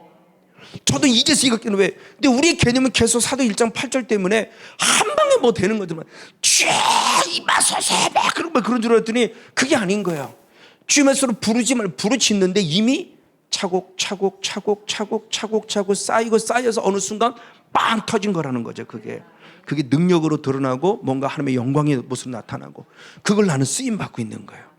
그러니까 한 방, 간직한 사람은 그 한순간에 되고 그것만이, 그러니까 한 방에 되는 거보다 그러지만 그 사람이 그 은혜를 받기 위해서는 이미 이전부터 싸운 거죠. 부족하지만 저도 2009년 9월 달에 저도 한 방에 된 케이스인데, 결국 돌아보면은 저는 다른 건 없어요. 막 능력 달라고 막 이렇게 그러지는 그런 성향은 아니에요. 능력 주시옵소서 막 그래서 내가 무슨 뭐 그런 성향은 아니에요.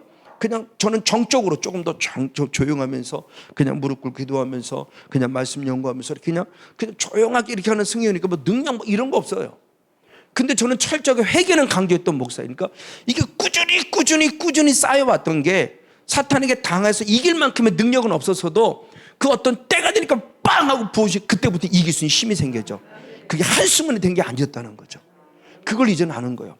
더구나 이 부분의 모습, 예수님의 이모의 모습을 보면서 하나님의 아들 예수님마저도 그랬구나.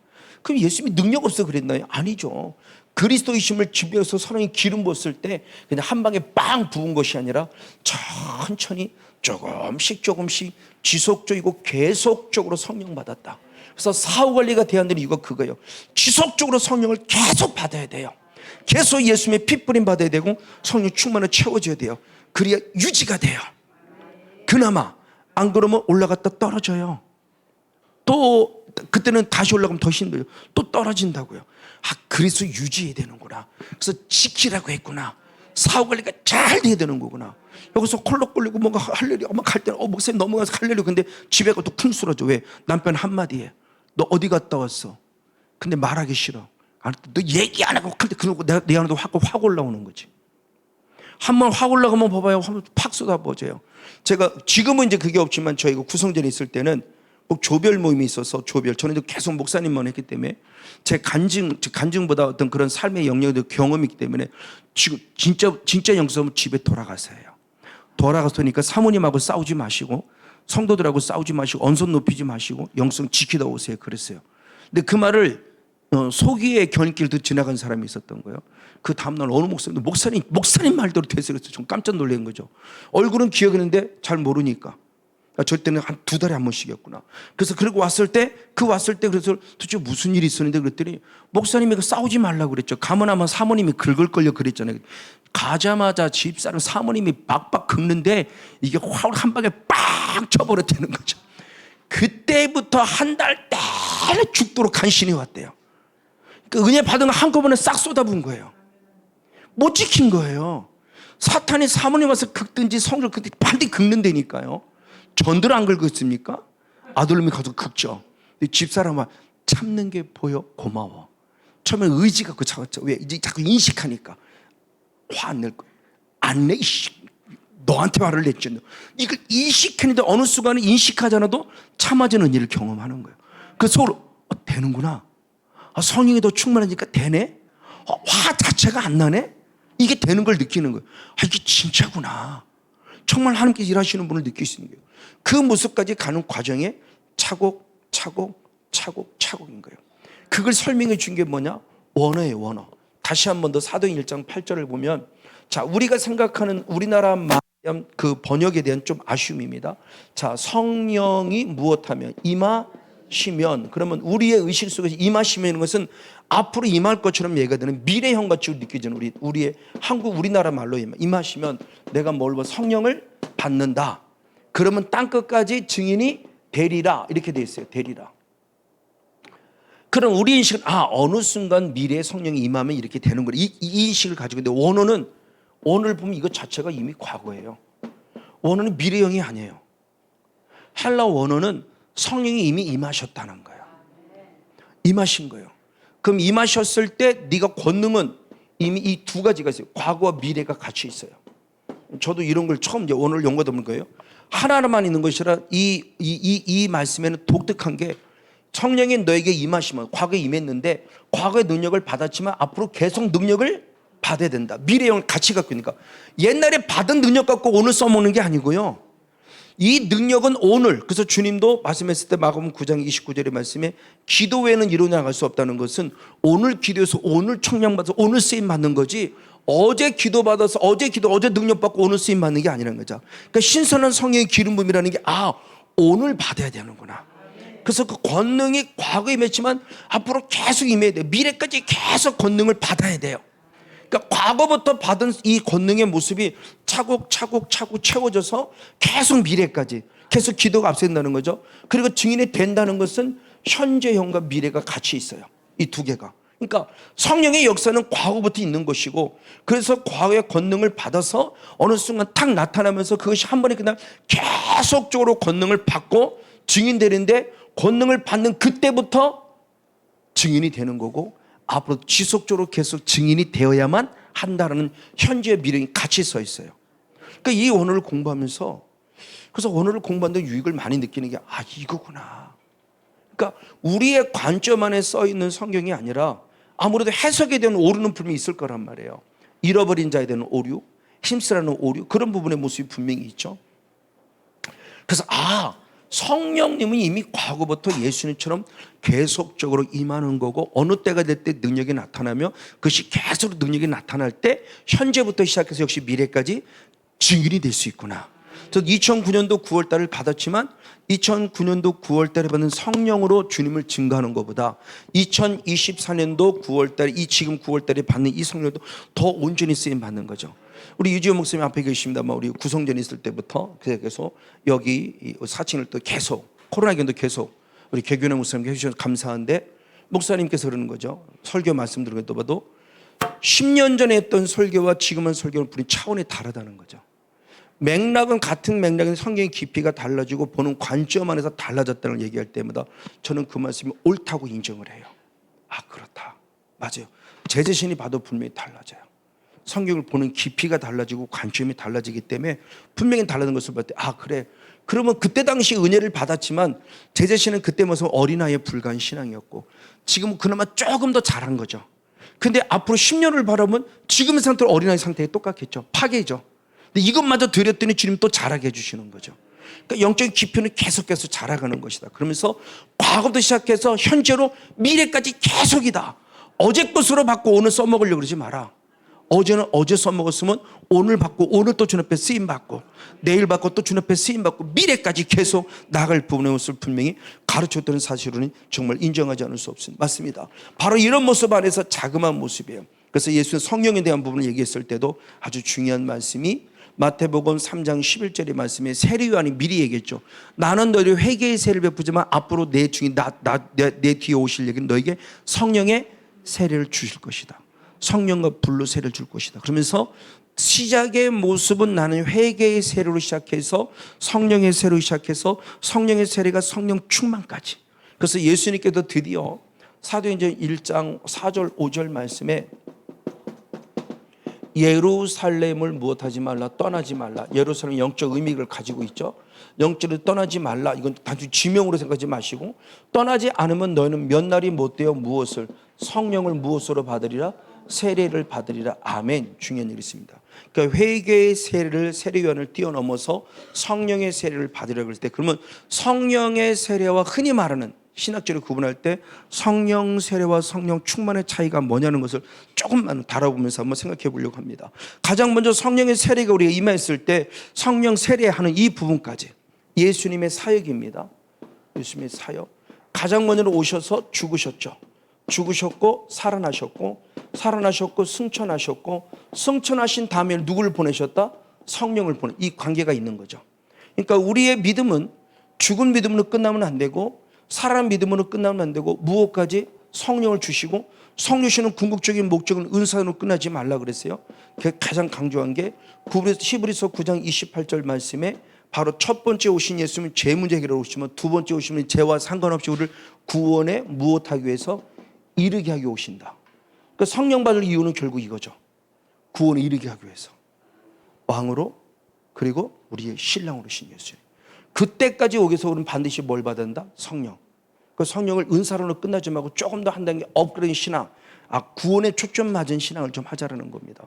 바로 이 부분 속에서 지금 성령에 대한 부분의 모습을 말씀할 때, 그 성령의 모습을 읽을 때 처음에 성령 주신 것은 결국 뭐냐? 성령 세례를 주시기 위함이다. 그럼 성령 세례 받았다고 그랬을 때, 처음 성령 받을 때를 말합니다. 성령 세례 걸 때, 그럼 성령이 내게 임하는 순간 우리가 첫 번째 하는 일은 과연 뭘까 그랬을 때 아주 중요한 말이죠.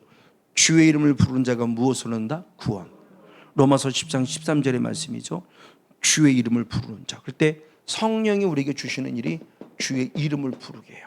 그래서 우리가 구원을 가장 먼저 얻게 합니다. 그래서 성령 세례를 받을 때 이 모습을 보면 고린도전서 12장 3절의 말씀에 성령으로 아니하고는 예수를 누구라 할 수 없다? 주라 할 수 없다. 그러니까 주의 이름을 부르는 것은 오직 누구로만 부른다? 성령을 통해서. 이게 성령 세례, 처음 성령이 임했을 때 충만한 상태가 아니에요. 그 성령이 임했을 때 가장 먼저 누구라고 부르셨다? 예수를 주, 나의 구원자, 나의 주인이십니다. 이건 내가 하는 게 아니에요. 베드로가 주는 그리스도시요 살아계심의 아들이라고 고백할 때, 바요나 시몬아 내가 복이 있구나, 이것을 알게 내 혈육, 네 지식, 보고 듣고 배워서 한 것이 하늘에 계신 내 아버지께서 알게 하셨다.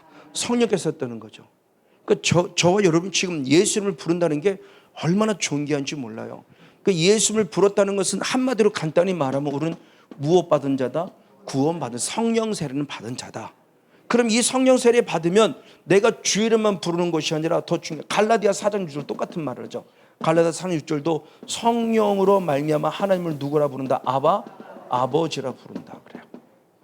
그리고 나아가 성령을 세례를 받아 아버지로 부를 뿐만 아니라 로마서 말씀에서 로마서 8장 16절에서는 15절에서는 내가 양자의 영을 받음으로 하나님을 아버지로 부를 때 주님의 이름을 부름으로 주님 구원받은 영혼으로서 이제 아버지가 인정해 주세요. 8장 16절의 말씀에 그 성령님을 누구라고 그러냐? 너무 잘 말씀 한번 읽어보겠습니다. 시작. 성령이 친히 우리 영으로 더불어 우리가 하나님의, 그렇죠. 그 성령님의 주의 이름을 부르게 할 뿐만 아니라 주의 이름을 부르는 순간 이제 성령을 반드시 오히려 내가 하나님의 누구임을, 자녀임을 무엇해 주신다? 인정해 주세요. 네가 진짜 내 아들이야. 맞아. 너는 정말 당신, 송모사 당신 하나님의 아들입니다라고 누가 인정해주냐? 성령님이.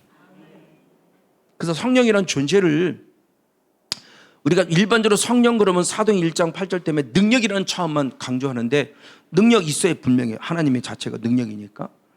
그렇지만 우리는 성령님을 좀 더 인격적으로 좀 만나고 경험하자. 그때 그 성령님, 삼위일체 하나님으로 만나자. 삼위일체 하나님의 본질로 만나자.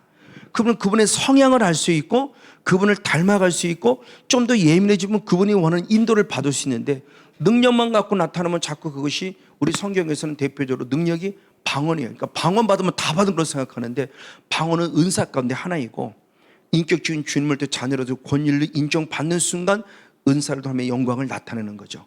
그리고 결론은 구원의 열매를 맺어야 한다. 그러니까 성령의 9가지 열매가 맺어야 될 필요성을 얘기를 하는 겁니다. 이 과정 속에서 반드시 성령을 인격적으로 만날 필요성이 있다. 그러면 자신감을 갖는다. 나는 하나님의 자녀야. 사탄이 건들죠, 저를. 집사람도 건들다 안 되고 나중에 저를 또 건드려. 저 안 되려도 또 집사람 교회 건들고. 그럴 때 제가 선포하는 것을, 까불지막한 사탄아, 나는 하나님의 아들이야. 나는 주의 종이야. 하나님의 택하신 주의 종이야. 하나님이 나를 인정했는데 네가 감히 나를? 그래, 죄졌다. 죄졌는데 네가 왜? 죄졌는데 네가 왜? 나 주님 앞에 용서 구했고 반드시 용서 받았어. 그러면 주님도 나를 정죄했는데 네가 나를 정죄해? 단호해요. 죄를 안 짓기 때문에 단호한 게 아니라 하나님의 아들이라는 권세 때문에. 마귀한테 속아놓은 죄증을 어쩔 수 없어요. 그럼 빨리 회개하면 되는 거니까. 빨리 십자가 앞에 내려오면 되는 거야. 그걸 내가 부인하면 문제지만 시인하면 인정이 되는 거니까. 그래, 죄졌어. 근데 네가 나를 왜 건드려? 아버지도 용서해 주셨는데, 아버지 예수 피로 나를 용서했는데 네가 감히 나를 정죄해? 너는 나를 정죄할 수 없어. 나는 하나님의 아들이야. 주의 종이다. 까불지 마. 그리고 짓밟아 버리는 거죠. 좀 당당하십시오. 떳떳하십시오. 죄 지은 것에 참수당하지 마세요. 하나님 앞에 당당하고 사탄 앞에는 더더욱 당당하세요. 그래서 에베소 6장 13절에 악한 영과 싸울 이유는 사탄 앞에 당당히 서기 위함이라고 그랬어요. 제발 사탄한테 꿀리지 마세요. 그렇죠?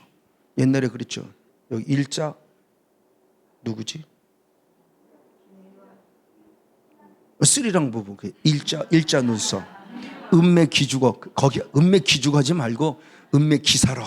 나는 하나님의 사랑하는 아들이야, 딸이야. 나는 주의 종이야. 당당하십시오. 이렇게 싸워야 될 부분에 뭐 성경 말씀해 주고 있습니다. 맞습니다. 그러면서 이렇게 성령의 세례를 받으면, 그럼 성령 세례 받는 끝이 아니냐? 계속 무엇에다? 충만해야 한다. 대표로 에베소 5장 18절 말씀에 술 취하지 말라, 이는 방탕한 것이니 성령 충만 받으라. 이 술을 세속적인 개념에 이렇게 일반적인 유견에 보이는 알코올의 술로 한가지 마십시오. 술 취하지 말라는 것을 그렇게 하지 마십시오. 이거는 성령의 충만을 받으라는 겁니다. 이게 풀레로 가득 채우라는 거예요. 풀레로 완벽하게 채우라는 겁니다. 그때 술 취하지 말라는 것을 유기하면서, 저도 청소년이었더니 이 말씀 많이 해서 술 취하지 말라고 그랬지 술 먹지 말란 말이 어디 있어. 그리고 저 술 되게 좋아하는 사람이에요. 아주 그냥. 아이 주여. 주일날 되면 얼씨 반사하고 교사하고 막 성가대하고 막 성가대 연습 다 끝나고, 성가대 연습 4시면 딱 끝나고 나면 그때부터 가다가 형들하고 동생들은 야 가자. 성교관대가 바로 이제 성교관대 올라갑니다. 기타 가지고 올라가고, 소주 한 2-3병 사가지고 올라가고, 담배 한 갑 사가지고 올라가고. 그때부터는 세상들 왜 술 취하지만 않으면 되는 거야. 이것 때문에. 이 말씀을, 그러니까 이런 때는 문자로 보지 말고 의미를 봐야 되는데, 그런 때는 왜 또 기가 막히게 문자로 보는지 몰라. 그러니까 안 취할 정도만. 아니요. 신약만 아니라 구약의 개념을 보면 술 자체도 보지 말라고도 했고, 어쨌든 그분은 나중에 얘기하고, 자, 이 모습에서 세상에 취하지 말라는 거죠, 결국. 그리고 성령 충만함을 받아라. 그러니까 구원받은 자들아, 구원은 받았지만 아직도 너는 옛사람이 남아있기에 세상에 얼마든지 취할 수 있다. 세상에 취하지 마라. 그러니까 돌짝밭이 되지 말고 가시밭, 특별히 가시밭이 되지 마. 이제 나중에 그것까지 얘기 설명드리겠습니다. 그지 말고 오직 성령의 충만함을 받아. 왜? 성령 세례받아 주님을 인격적으로 만나서 죄를 불러 구원받았으면 구원을 이루도록 자라기 위한 과정 속에 성령의 충만함이 필요한 부분이에요. 그런 그 성령 충만함이 내게 임할 때 또는 어떤 일들이 성령에서 벌어지냐를 몇 구절을 보도록 하겠습니다. 대표로 사도행전 5장 31절 말씀. 4장 31절 죄송합니다. 사도행전 4장 31절 시작. 빌기를 다함에 모인 것이 진동하더니 무리가 다 성령이 충만하여 담대히 하나님 말씀을. 아멘. 성령이 무엇했다? 충만했다. 충만하였더니 중요해요. 뭐 하나님의 말씀을 어떻게? 담대히 무엇했다? 증거했다. 담대히라는 부분이 좀 더 강조될 필요성이 있을 것 같아요. 증거됐다는 것은 성령이 충만하지 않아도 없는 증거할 수 있어요.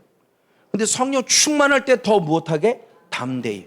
그러니까 말씀의 복음의 증인, 똑같은 말씀이 사도행전 5장 42절의 말씀에도 보면 성령 충만함으로 말미암아 드디어 예수를 누구라고? 그리스도가 증거인데 쉬지 않을 만큼 했다. 한번 사도행전 5장 41절 시작. 저희가 날마다 성전에 있든지 집에 있든지 얘는 그리스도를 가르치고 전도를 쉬지 아니했다. 지속적으로 하는 일. 아까 산 1장 8절과 연결되는 거예요. 성령 받아라. 성령 임하면 과거. 그래서 지금 권능받고, 전 과거에 권능받고, 그리고 지금도 계속 권능을 받으면 지금부터 미래까지 증인될 수 있다. 계속 증인되는 삶을 사는 거예요. 담대히 복음을 전합니다. 예수가 누구라고? 그리스도라고. 예수님이 메시아라고, 예수님이 구원자라고, 예수님이 나를 죽으셨다고, 예수님이 나를 위해 십자가에 죽으셨고 3일 만에 부활하셨다고, 예수님이 나를 성령을 보내셨다고, 그 성령 받으면 나는 산다고 계속 담대히 듣든지 안 듣든지. 저도 똑같은 말씀이잖아. 어떤 사람 말합니다. 집사람이 옛날에 때 여보 맨날 똑같은 설교하니까 안 오지 그래요. 똑같은 설교하잖아요. 여러분 똑같은 설교라고 못 느끼시나요? 여러분 영성이 대단하신 분이에요. 똑같은 설교입니다. 매번. 예수님도 반복적으로 하셨다고 그러잖아요. 바울도 내가 전에 얘기했던 것처럼 계속 반복. 왜? 반복해 들어도 어느 땐가 들리더라고 이게. 그때는 몰라. 이거였구나 하고. 저도 그래. 이종섭 목사님 설교 맨날 듣는데 보니까 옛날에 보니까 노트도 했더라고요. 근데 전혀 감동이 없었다가 어느 보니까 이거네. 그럼 이게 딱 깨달아지는 거예요. 그 전에 본 제 노트 프린트도 다 해요. 여기다도. 저도 핸드폰에다가 프린트. 지난번 노트 했던 거야. 근데 거기서는 노트하고 집에서 안 봤어요. 잊어지다가 어느 날 갑자기 확 떠오는데 또 정리해놓고 딱 보니까 예전에 이미 노트 했던 거예요. 들릴 때가 있더라고요. 그러니까 그때까지 계속 하는 거예요. 단 한 사람의 영혼으로 구원받으면 되니까. 그 영혼에서 계속 똑같은 설교를 반복적으로. 이게 성령 충만할 때 가능하고 성령 충만할 때 전할 뿐만 아니라 성령 충만을 나도 들을 수 있다. 들려지는 그날까지죠.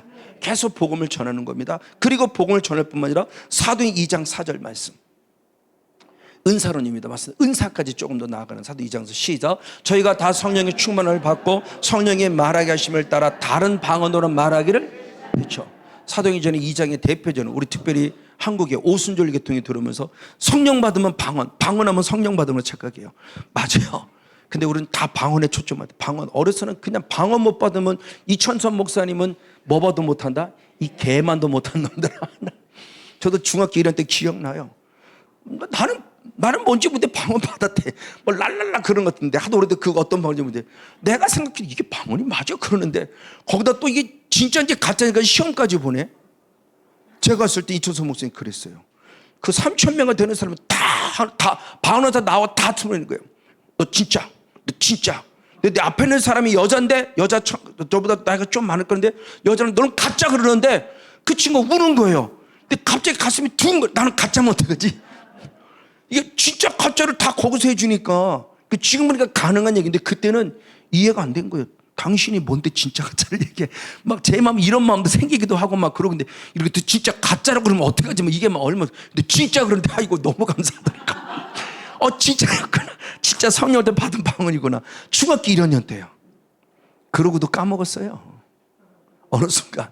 그다음 신학교 3학년 때 정신 차리고 내가 이러다가 이러면 안 돼. 이왕 신학교 왔으니까 좀 달라지자 그러고 그때 내가 서클장에 있었는데 후배들 다 데리고 임원들 다 데리고 그때 한월상기도 은혜반 한월상 다시 가서 계약 바로 일주일 전에 가서 우리 부르짖어 기도하자. 거기서 다시 방언 찾았어요. 그때 방언은 지금하고 또 다르고요. 지금 선명하게 기억이 나요. 그러면서 지금까지 살아오고 있는 거예요. 근데 우리는 너무 방언에 목말랐어. 방언에 못 걸었어. 근데 그거 아닌데. 그 성경에서 사도행전 2장에 특별히 방언이라는 은사를 주셨을 뿐인데 은사는 너무나 많은데 꼭 방언에 목마를 필요는 없어요. 이왕이면 방언도 받으시는데 방언만 아니라 다른 은사도 있다. 예언도 있고 환상도 있고 얼마든지 통변도 있고 얼마든지 있다는 것에 마음의 안위를 가십시오. 방언 못 받고 성령 못 받은 거 아닙니다. 다른 은사로 가능할 수 있어요. 맞아요. 그렇게 성령 이렇게 받을 때 누가복음 1장 67절의 말씀에 또 대표적으로 세례요한의 아버지 사가랴가 성령 충만을 받을 때 뭐를 합니까? 예언하죠. 민수기 27장인가 몇 장이죠? 20 몇 장인가? 70인 장로들이 성령이 임할 때 뭐를 하죠? 예언하죠.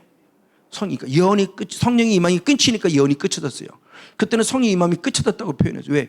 지금은 계속 그때는 쓰임 많은 사람만 성령 받았었으니까 하나님은 특별하게 쓰실 때니까 성령 받으면 뭐도 은사도 받을 수 있다. 라는 걸 생각해 볼 수 있고 또 하나 성령 받을 때 드디어 다른 중요한 또 한 모습이 매한에 강력하는 겁니다. 마가복음 16장 17절 말씀. 마가복음 16장 17절 말씀. 시간이 많이 지났네. 마가복음 이제 시작. 믿는 자들은 이런 표적이 따르니 곧 저희가 내 이름으로 귀신을 쫓아내면 새 병언을 말한다. 믿음이 있는 자에게 성령 충만을 통해서 모른다. 마귀를 쫓는 영적 싸움을 싸워서 이길 수 있다. 성령이 힘으로 귀신을 쫓아낸다. 그렇죠? 우린 여기까지 가자. 은사론을 뛰어넘자. 복음 전하는 건 당연한데 은사를 뛰어넘어서 이제 영적 섬의 실체를 보여주는 자가 되자. 하나님의 나라는 말했지 않고 능력이 있어요. 성근용 목사, 진짜네? 진짜 말씀대로 되네. 이정성으로 보여주는 게 뭐예요? 말씀이 진림을 자꾸 증명시켜 주잖아요. 진짜네? 그래서 내게도 이루어지네? 이루어낼 수 있네? 여기까지 가는 거잖아요. 그때 우리가 깜짝깜짝 놀라는 거죠. 이게 진짜잖아. 이게 특별한 사람에게 있는 것이 아니라 믿는 모든 자에게는 다 가능한 얘기구나. 이걸 자꾸 증명해 주잖아요. 그러니까 얼마나 자신감 있고 얼마나 살맛이 나요. 나도 되네. 이거 왜 저는 특별한 사람만 되는. 제가 막 신학교 졸업하고 막 결혼했을 때 섬기던 목사님이 지금 돌아가셨는데, 이정선 목사님은 믿는 자의 이름표에 따른 누구나 할 수 있는 거예요. 근데 그분은 그분같이 하면 안 돼요. 그분은 40일 금식을 진짜 4번 한 자예요. 성경만 200독 한 자고요. 그리고 그분은 집이 여관이에요. 잠도 교회에서 자고 식사만 하러 가는 거예요. 식당. 옷만 갈아입으러 가고. 처음에도 사모님이 누군지 몰라서 한 달 가까이 있어도 제 성에 가서 사모님 누구 이렇게 물어보는 성에 못 돼요. 그냥 있는 마털만 하는 사람이지. 나중에서 사모님이 알았는데 그럴 정도로 살아갈 목사님이에요. 그러니까 내가 느꼈을 때는 능력은 저렇게 어렵게 받는 거구나. 제 인식됐어요. 각인된 게. 능력은 저렇게 어렵게 받는 거야. 40일 금식기도를 4번씩이나 하고 성경을 200독이나 해야 되고 매일 철야기도 해요. 진짜 그분은 손 묶어 놓고 기도합니다. 이렇게. 왜? 손을 얹은지 그리고 손을 또 들으라고 그랬으니까. 진짜 손을 그 줄로 매서 이렇게 해놓고 졸지언제 이렇게 하고 자요. 그렇게 기도하던 분. 그러니까 내게서는 그분같이 능력이 임한 거는 어렵게 받는 거예요. 이종선 모습을 보니까 너무 쉽게 받네. 이거 아무나 받는 거잖아. 이거 누구에게나 받는 거네. 진짜 요에서 2장 30절 누구나 받는 거구나. 이게 육체가 있는 사람 다 받을 수 있는 거구나. 이걸 깨달은 거예요. 그러니까 너무나 감사하죠. 바로 이 모습을 또 오늘까지 와서 이제는 능력이 더 넘어가 인지로 내는 자가 되고 말씀이 진림을 증명하는 자고. 그럼 저에게만 여러분 엄마 아빠들은 아들에게 제일 좋은 타켓은 아들 딸이에요. 남편이 제일 좋은 타켓은 아내고 아내가 제일 좋은 타켓은 남편이에요. 여보 이리 와봐. 내가 기도해 줄게. 허리 아프다 그랬지. 누워봐봐 허리. 예수의 이름으로. 그때 난내 그러면은 남편이 아내를 보기를 이렇게 볼 거 아니에요. 당신은 신인가? 그러면 영적 권위가 달라질 거 아니에요. 할머니 할아버지가 너무 좋아요. 얘들아 이리 와봐. 할머니가 기도해 줄게. 할머니도 감기 나봐요. 할머니도 감기 났어. 이게 하나님의 은혜죠. 그럼 달라지잖아요. 그럼 피자 관계가 영의 관계로 유지되면은 가정이 화목할 수밖에 없죠. 사랑스러울 수밖에 없고요. 근데 그 혈육이 감정이 되니까 다 감정으로 살아가죠. 감정으로 살면 부부인들 그렇죠. 흐리잖아요. 님에다가 저만한 땅 찍으면 뭐가 돼요? 그죠? 남이 돼요. 님에다 저만한 땅 찍어봐요. 남 되지. 남인데 저만한 땅 빼봐요. 님이 되고. 그러니까 님이 그러니까는 언제가 사랑하는 님이 영원한 사랑은 님이 아니더라고. 남에게 딱 좋으니까 절대 이걸 빼면 안 돼. 참 이걸 충고하면 안 돼. 끝까지 붙잡고 있어요. 절대 나는 님으로 끝날 거야. 나는 절대 남이 될 수 없어. 근데도 불구하고 하더라고. 아니요, 우리는 끝까지 지켜야 돼요. 가정도 지키고 남편도 지키고 아내도 지키고 부모도 지키고 자녀도 지키고 목회자는 성도 지키고 성도는 목회자 지키고. 맞습니다. 바로 그분 속에서 주님이 귀한 것을 말씀하는 부분이 맞아요. 이렇게 계속 성령의 충만함이 기름 부어지는데 그럼 성령의 기름 부어의 마지막 단계의 모습이 아까 한 방에 되는 게 아니라고 그랬죠.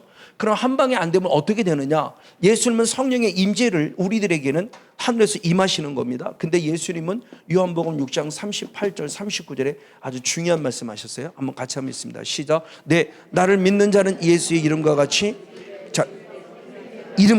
성경의 이름과 같이 그 배 생수에 흘러나리라 하시니 이는 그를 믿는 자의 받을 성령을. 성령이 어디에서? 우리 배에서 성경 이름과 같이 흘러 넘치는데 이 부분에 우리가 말했던 성령이다. 근데 성경 이름과 같이 저는 에스겔 47장으로 봅니다. 성경 이름과 같이 했을 때 우리 배에서 그러면서 에스겔서 47장이 성전에서부터 뭐가 흐른다? 물이 흐른다. 일천척 그래서 성령의 물이 흐를 때 이 깊이가 영적 깊이가 되는 거죠. 일천척을 걷는 어디가 발목까지, 그 다음에 무릎까지, 그 다음에 허리까지, 그 다음에 창일하게, 머리가 적실 창일하게. 그 성령의 임재도 분명히 단계가 있었던 거죠. 그래서 저는 이것을 꼭 적용시킵니다. 성령께서 임합니다. 그래서 이분에게 성령이 임할 때 회개에서 제사함받고 성령이 임하니 그 배에서 생수가 흘러넘칩니다. 지금 발목까지 적십니다. 주께 나가는 예배 성공자가 되길 원합니다. 무릎까지 적십니다. 안나같이 시몬같이 기도의 일꾼 되길 원합니다. 허리까지 적십니다. 내 의도와 의지와 상관없이 혈통이라는 합법적인 통로를 타는 어둠의 영, 바로 그들과 싸우기는 그리스도의 군사입니다. 창일에게 적셨습니다. 내가 산 만큼 남도 살려는 실과 약재료가 됩니다. 이 단계가 있죠. 저는 이 말씀을 계속 적용시키고 제가 수를 믿는 겁니다. 그래서 창일하게, 충만하게, 플레로 창일하게 적셔도 완벽하게 흘러 넘칠 만큼. 여기까지 적시면 나까지밖에 못 살아요. 아직은. 그리고 여기까지 적시면 나도 살고 남도 살려요. 남편이 사니까 아내가 살고, 목사가 사니까 성도가 살듯이, 아빠가 살으니까 가정이 살듯이. 여기까지 가야 돼요. 계속 충만. 근데 한 번에 되는 게 아니라는 거예요, 이게. 계속 채워지고 되는 거예요. 그리고 마지막 드디어 결론으로 오늘 본문 엑사스던 47장 12절이죠. 오늘 본문 한번 봅니다. 시작. 강 좌우가에는 각종 먹을 실과나무가 자라서 그 잎이 시들지 아니하며 아멘. 실과 끊치지 아니하고 아멘. 달마다 새 실과를 맺으리니 할렐루야. 그 물이 성소로 말미암아 나옴이라. 그 실과는 먹을 만하고 그 잎사귀는 약재료가 되리라. 아멘. 그러니까 충만한 상태를 지금 말하는 겁니다. 12절의 상태, 11절, 12절은 자꾸 소송케 돼요 지금. 그럴 때 절대 메마르지 않아요. 마르지 않아요. 마르지 않고 더 채워질 때 채워짐을 통해서 달마다 뭐를 맺는다? 열매를 맺고, 이 열매가 나만은 사는 열매가 남을 살리는 열매, 남에게 먹여줄 수 있는 통로가 되고, 그리고 내 자신의 또 뭐가 된다? 그 잎사귀는 약재료가 돼서 나도 살고 남도 살린다. 아멘. 이 은혜가 저에게 부족고 여러분의 볼 줄 믿고, 그 실제로 지금 경험하고 있을 줄 믿고, 그래서 살려내서 여러분 때문에 가정과 가문을 살려는 복된 주인공 우리 모두가 되어지기를 예수님으로 간절히 축복하고 축원을 드립니다. 다 같이 잠시 한번 기도하시겠습니다.